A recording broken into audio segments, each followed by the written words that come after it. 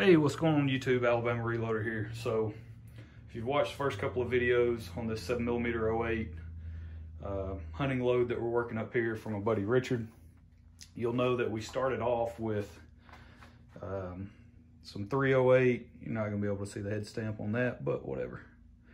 It's Starline 308 brass, and we are converting it to 7mm-08. Pretty simple process, pretty straightforward with this stuff. I went through, it was all once fired, so I went through, deprimed everything. I've got 50 pieces sitting right over here, right there, 50 pieces. Went through, deprimed everything with the Redding universal decapping die. From there, I went ahead and did a full-length resize on these with my 308, my Redding full-length sizing die, and pushed shoulders back 6/1000ths. Roughly, I believe it was, is the measurement I was getting using the headspace comparator, 6/1000ths. And then from there, I'm just going to do a full-length resize with my Redding 7mm-08 full-length sizing die. And I've already performed that on a few pieces. And I did a fit check in the rifle itself. These will chamber, no problem whatsoever. That's really the main thing when you're converting brass. That's the big thing, obviously, is once you make that conversion, it does cooperate with the firearm that you're converting it to. So I've already tested it, I already checked it out, everything's good. So now I'm simply running through the remaining pieces to get them sized. Throughout this whole process, I've been using Imperial sizing die wax. I used to use Hornady one-shot like a lot. I used it quite a bit. This stuff right here, I used that probably for the first 3 or 4 years, maybe longer than that, in reloading. And I never really had an issue with it. I stuck a couple of cases with it in that time frame, but I can't necessarily say that it wasn't my fault, right? I'm not gonna blame the Hornady one-shot. But here lately, I think I'd stuck maybe a couple of cases within the span of like a month, a couple of different cartridges, stuck cases in sizing dies using, I don't know if I just got a bad can or, you know, I have no idea what the deal was there, but it was very unusual because I went so long without, you know, I used it every single time and had no issues whatsoever for a few years. And all of a sudden I just run into back-to-back situations where I stick a case using Hornady one-shot, and I just kind of shied away from that a little bit here recently. So I've had this Redding Imperial sizing die wax for forever, since I started reloading, and there's still obviously a ton. I mean, you don't need a lot when you use this stuff, but you can see how glossy it is. Just an indication of how hot it is in this building. Let's see, what else? There's really not a whole lot that we're gonna be touching on here. Gonna get some down in the mouth of the case on that expander ball. But the sizing process, or the converting process, I'll say, from 308 to 7mm-08, extremely straightforward and very simple. If you're someone that's in the same boat and you don't want to go pay for Lapua brass because that's essentially all that's available, you don't want to go do that, then this might be a cheaper alternative for you. You know, a better option. But it's definitely working out way better than I expected. This is the first time I've ever done anything like this. I've never converted brass. I've never used a parent case and, you know, formed to another cartridge. So there is a little bit of trepidation. That's a $5 word there.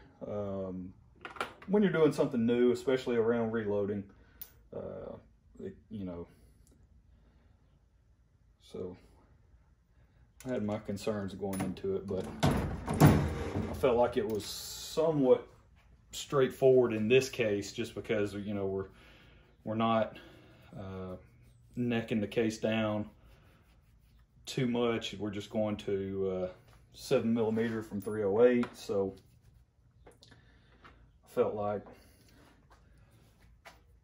this would be an easier than maybe some of the other forming processes out there. This would be a fairly straightforward one to attack, and seems like so far that's the case. But so the plan is to, you know, get these guys resized down to 7mm-08, all 50 pieces. Then what I'll do is I'll take the Sierra 130 grain Match Kings, and those are basically going to be our fire forming bullets that we use. So we will probably, more than likely, we're going to use, I think I have enough accurate 40-64. I think that will be our fire forming loads. I think we're going to use accurate 40-64. I'll have to go back and look and see what, check the powder list and see what I have available that I can spare to run some fire forming rounds through the rifle. That way, we just start from a consistent platform, right? I mean, this may be good enough. I could just start to work up, you know, the hunting load, you know, on this first firing, but I'd rather start with a consistent platform. I want all 50 pieces fired in the rifle, so that way we're as uniform as possible throughout this process. That's really, you know, at the end of the day, I don't care what YouTuber you like to watch. I don't care what reloading wizard you listen to. It doesn't really matter. Doesn't matter what competition shooter you listen to, the process they follow or don't follow, or why they do something and you should do it or not do it, or what. It really doesn't matter at the end of the day. What you're wanting to attack in the reloading world is each step of the process. How can you ensure consistency from round to round? That's really it. It's variable elimination, or controlling variables to the best of your ability in each step of the process. So if I want to develop a consistent hunting load for Richard and this rifle that he has, it's a Remington 700, by the way. I think I might have said a Winchester Model 70 in a previous video, but it's a Remington 700, really sweet looking rifle, nice wood stock. But if you're wanting to do that, and consistency is what you should be focused on, then something like this, that added step of, you know, doing a fire forming, basically doing a fire forming round first, and then, you know, we're kind of level set and we can move forward with the 50 pieces. That's really probably the best way to go. Even though, yes, it adds time, it adds component usage, right? When everyone's freaking out about component availability. So yeah, it's not ideal, but it's what, you know, it's one of those necessary evils to achieve consistent results. It's just something that I feel needs to be done. So that's what we're gonna do. But it's kind of my take on it. And then from there, so once we get our fire forming rounds, you know, once we get that process complete, we fired all 50 rounds through the rifle, then we will circle back. We will I'm torn between two powders, Ramshot Big Game and H4350. Those are the two powders that I'm thinking about using. I just need to make a decision and go with one, and then we'll circle back. We'll do our normal you know, velocity pressure test, velocity/pressure test loads. We'll kind of go down that route. We don't have the same sort of requirements that we had on his elk load. You know, there's not a certain velocity plateau or certain velocity number that we're trying to achieve. There's not a certain, you know, required distance that he's going to be shooting this rifle. You know, he was telling me if he can basically take deer out to a couple hundred yards, then that's really all he cares about. So really what we're focused on this go around versus the elk load, things that we're really focusing on, really the main thing we're focusing on is accuracy and velocity consistency. Those are a couple of things that we're going to be keying in on in this particular instance. So we don't necessarily have to push it. You know, we don't have to go with max charges. We don't have to push like we did with the elk load, you know, where we're trying to hit a velocity number so we can then carry a certain amount of energy down range for up to 300 yards.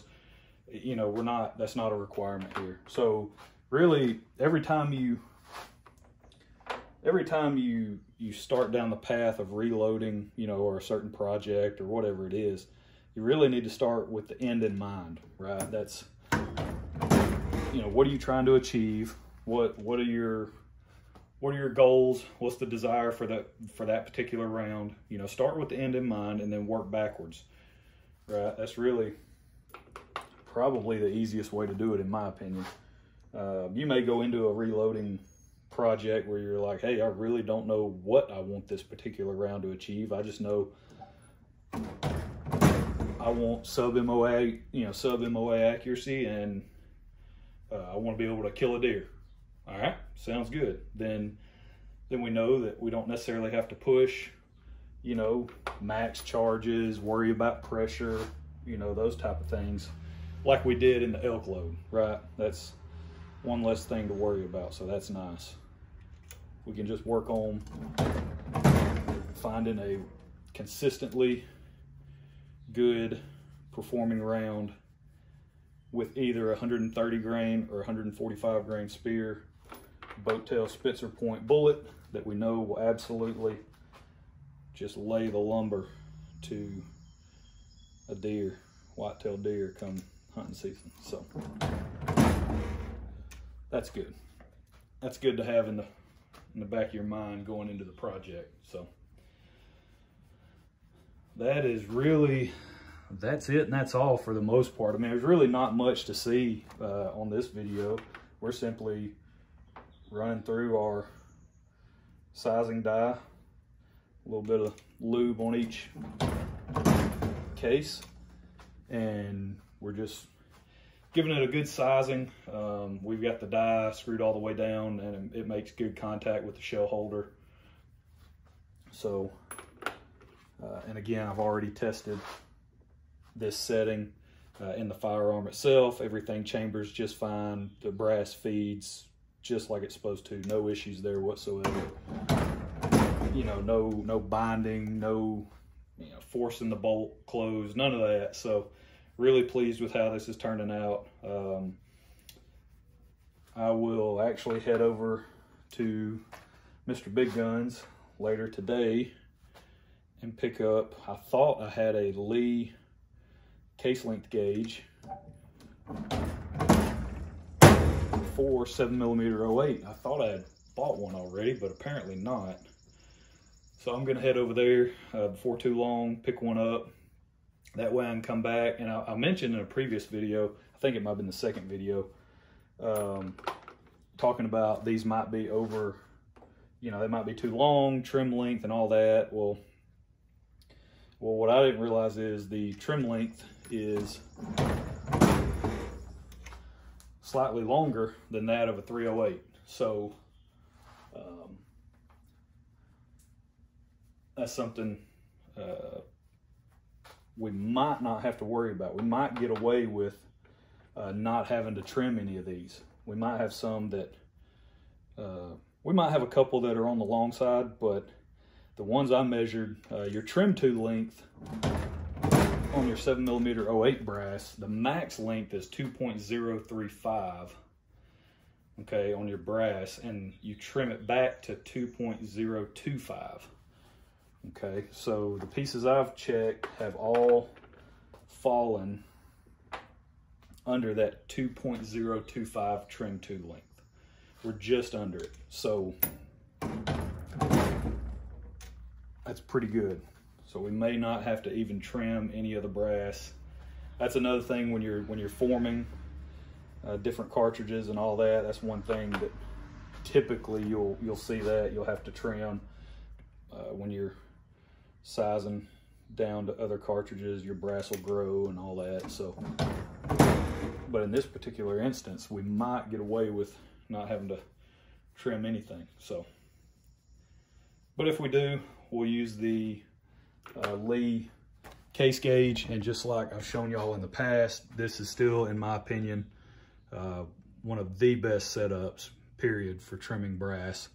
I mean, it's just, it gives you a hard stop. You know, you got your case held in there in the shell holder, and you've got a hard stop, metal on metal. It cuts to a consistent length every single time. I've used this for I don't know how many cases now, and it's been a really solid addition. I'm glad I picked this up. This adapter, it's like $9 at Midway or something like that, I think. Lee, the little Lee 8/32 thread case prep adapter cutter. That's all it is. Go get you one, throw it. It fits any case prep station. This Lyman Express, I've loved this thing. Case Prep Express, this has really been a nice piece of equipment. But just that addition there, I mean, it makes all the difference in the world, in my opinion. That way I can clean my primer pockets. Typically I'll trim first, and then I'll go, you know, I'll remove the brass, and I'll go primer pocket, and then chamfer, deburr, run it through the brush. Yeah, so I mean, that's a pretty good workflow when you're able to condense everything down into one package, you know, and kind of get your order of operations down. It really does make a huge difference. So, but I guess that's where we're going to leave it. This video, I simply rambled a lot, but it is what it is. So there you go. Y'all stay tuned. We'll get these guys loaded up. I'll walk you through that process as well. Getting them all sized. I'm about halfway done now, a little over halfway done with the sizing of these 50 pieces. We'll come back. I'll clean them up, trim those that need to be trimmed, chamfer, deburr, get everything prepped, ready to go. And then I'll film a video on the primer, powder, bullet, the charge weights we're selecting. It's just going to be not necessarily a middle of the road charge, but you know, it's not going to be toward max either. We're not really pushing this too much. We just want something that's going to be a nice, easy charge to fire form the brass to the chamber. Then we'll come back.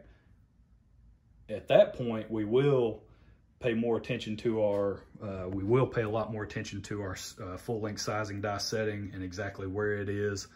At that point, we will be looking to kind of bump the shoulder a couple thousandths. We won't be going too crazy on our sizing of the brass, because at that point, everything will be fire formed to the chamber, and you know, then we can kind of bump it a couple thousandths, and we know life is good, and we can start our actual load development. So that's it. That's where we're going to leave it.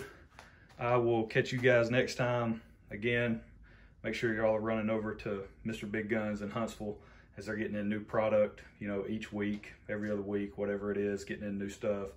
Go say hey to Robert and Mark out at Midway Pistol and Pawn in Gurley, Alabama. Those guys are awesome to deal with as well. So firearm needs, ammo, whatever, go check those guys out. So we'll catch y'all next time. Y'all have a good one.